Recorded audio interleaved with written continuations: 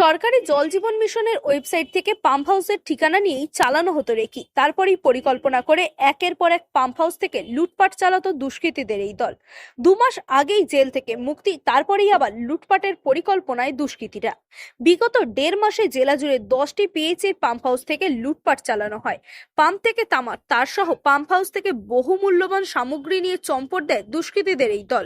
অভিযোগের পরিপ্রেক্ষিতে দুষ্কৃতীদের ধরতে রীতিমতো টিম গঠন করে তদন্তে নামে পূর্ব বর্ধমান জেলা পুলিশ, আর তারপরেই মেলে সাফল্য। পিএইচির পাম্প হাউস থেকে তামার কয়েল চুরির ঘটনায় 4 জনকে গ্রেপ্তার করলো মেমারি থানার পুলিশ। পুলিশ সূত্রে জানা গেছে, ধৃত সজল মণ্ডল ও সোমনাথ বসু খণ্ডঘোষ থানা এলাকার বাসিন্দা এবং আফজল শেখ ও তফিজুল শেখ মেমারি থানা এলাকার বাসিন্দা। ধৃতদের শনিবার পেশ করা হয় বর্ধমান আদালতে। সোমনাথ বসু ও সজল মণ্ডল 2 মাস আগেই বাঁকুড়া জেল থেকে ছাড়া পায়। দুজনের নামেই একাধিক থানায় বহু অভিযোগ রয়েছে বলে জানা গেছে পুলিশ সূত্রে জানা গেছে, 1.5 মাসে পূর্ব বর্ধমান জেলায় পিএইচির পাম্প হাউস থেকে তামার তারের কয়েল চুরি 10টি ঘটনা সামনে আসে। তদন্তে নেমে গতকাল সন্ধ্যায় মেমারির ইছাপুর থেকে প্রথম আফজল শেখকে আটক করে পুলিশ এবং তাকে জিজ্ঞাসাবাদ করে মেমারির বিভিন্ন এলাকা থেকে বাকি 3 জনকে আটক করা হয়। সজল মণ্ডল ও সোমনাথ বসু পাম্পের কয়েলগুলি চুরি করত এবং আফজল শেখ ও তফিজুল শেখকে সেগুলি বিক্রি করত বলে পুলিশ জানতে পেরেছে। ধৃতদের কাছ থেকে চুরি যাওয়া বেশ কিছু সামগ্রী উদ্ধার করার পাশাপাশি পুলিশ বাজেয়াপ্ত করেছে চুরি করার একাধিক সরঞ্জাম। ঘটনার সাথে যুক্ত বাকিদের হদিশ পেতে এবং চুরি যাওয়া বাকি সামগ্রী উদ্ধার করতে ধৃতদের পুলিশি হেফাজতের আবেদন জানিয়েছে পুলিশ। গত 1 মাস যাবৎ পূর্ব বর্ধমান জেলার বিভিন্ন থানা এলাকায় পিএইচির বেশ কিছু পাম্প হাউসে চুরির একটা উপদ্রব দেখা যাচ্ছিল। মূলত পিএইচি পাম্প হাউসে যে প্রেশার যে ভালভগুলো রয়েছে এবং স্টেবিলাইজার রয়েছে, তার মধ্যে আপনার কপারের কিছু কয়েল থাকে।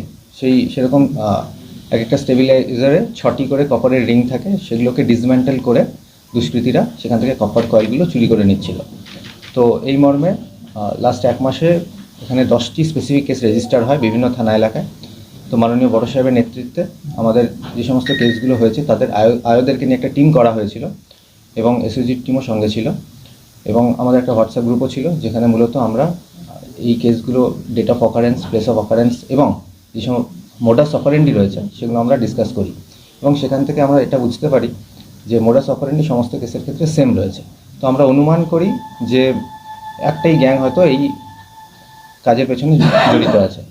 গতকাল সন্ধেবেলায় আমাদের যে এসওজি টিম রয়েছে, অর্থাৎ টেকনিক্যাল টিম, তাদের একটা টেকনিক্যাল ইনপুটের সহযোগিতায় আমরা মেমারিতে একটা রেড করি। মেমারির ইছাপুর এলাকা থেকে একজনকে আমরা অ্যারেস্ট করি এবং তার কনফেশনাল স্টেটমেন্টের উপর বেস করে আমরা আরও 3 জনকে অ্যারেস্ট করি।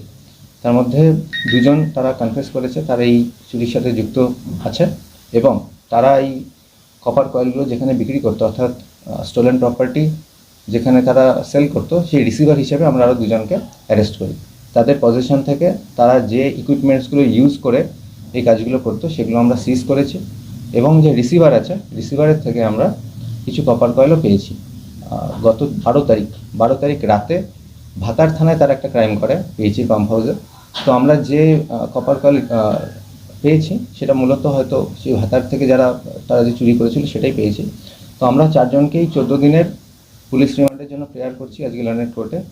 তো ডিউরিং রিমান্ড পিরিয়ড তাদের সাথে আরও কোনো অ্যাসোসিয়েট যুক্ত আছে কি না সেটাও আমরা দেখব এবং আরও যে কপার কয়েল তারা সেল করেছে সেগুলো আমরা রিকভারি করার চেষ্টা করব। এরা 4 জন রয়েছে। 4 জনের মধ্যে যে 2 জন এই চুরির সাথে যুক্ত, তাদের মধ্যে একজনের নাম হলো সজল মণ্ডল, তার বাড়ি খণ্ডঘোষের সাকারি এলাকায়। একজন হলো সোমনাথ বোস, তারও বাড়ি খণ্ডঘোষের সাকারি এলাকায়। তারা 2 জন লাস্ট 1-1.5 মাস ধরে মেমারি থানা এলাকায় সারদা পল্লীতে ভাড়া থাকছিল। আর যে 2 জন রিসিভার আছে তারা মূলত এই ভাঙাচোরার দোকান রয়েছে, তাদের মধ্যে একজনের নাম হচ্ছে আফজল শেখ এবং একজনের নাম হলো শেখ তফিজুল। আফজল শেখের বাড়ি হচ্ছে ইছাপুর এলাকায় মেমারি এবং তফিজুল শেখের বাড়ি হচ্ছে মেমারি ওয়ার্ড নাম্বার 11-তে। এদের নামে কি অন্যান্য থানায় কোনো অভিযোগ আছে? হ্যাঁ, যে 2 জন যে চুরির কেস হয়েছে, টোটাল 10টা স্পেসিফিক কেস রেজিস্টার হয়েছে পূর্ব বর্ধমান জেলায়।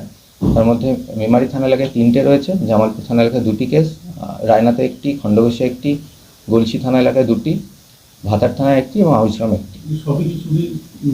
সবই চুরির কেস রয়েছে পিএইচি পাম্প হাউস থেকে কপার কয়েল চুরির কেস। টোটাল 10টা কেস সিজ করা হয়েছে। মূলত যে ইকুইপমেন্টসগুলো তারা ইউজ করতো এই ক্রাইম করার সময় সেই ইকুইপমেন্টসগুলো সিজ করা হয়েছে, তাদের পজিশন থেকে পাওয়া গেছে। আর যে রিসিভার যারা আছে তাদের থেকে কিছু কপার কয়েল পাওয়া গেছে। এরা কি এই কাজের সাথে যুক্ত না অন্য অন্য হ্যাঁ, ক্রাইম যে দুজনকে অ্যারেস্ট করা হয়েছে এই ক্রাইমের জন্য, সেই দুজনের মধ্যে একজনের সজল মণ্ডলের এগেনস্টে এখনো পর্যন্ত 17টি কেস পাওয়া গেছে বিগত দিনে। 2014 থেকে 2024 এই 10 বছরে তার টোটাল 17টি কেসের আমরা একটা লিস্ট পেয়েছি, যেখানে খণ্ডঘোষ থানা এলাকাতেই 14 থেকে 15টা কেস রয়েছে এবং বাকি কিছু কেস ইন্দাস থানায় রয়েছে। আর সোমনাথ বোস যে আছে তার এখনো পর্যন্ত 6টি কেসের রেফারেন্স আমরা পেয়েছি। আমাদের 4টি কেস রয়েছে খণ্ডঘোষে এবং 2টি ইন্দাস থানায়। মূলত চুরি।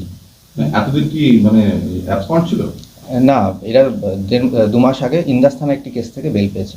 সেখানে ওরা জেসিতে ছিল, 2 মাস আগে সেখান থেকে ছাড়া পেয়েছে। সেটা কি এই ধরনেরই রিলেটেড? মোস্ট প্রবাবলি চুরি বা 399/402। কত স্যার? 399/402 এবং চুরি দুটো কেস ছিল। ডাকাতি?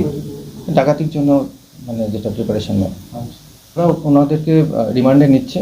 এরপর যেখানে যেখানে কেস হয়েছে যে সমস্ত থানা এলাকাগুলোতে, তারা নিশ্চয়ই এখন তো পুলিশ কাস্টাডিতে থাকবে, তো পিসি ইন্টারোগেশনের প্রেয়ার দেবে কোর্টে।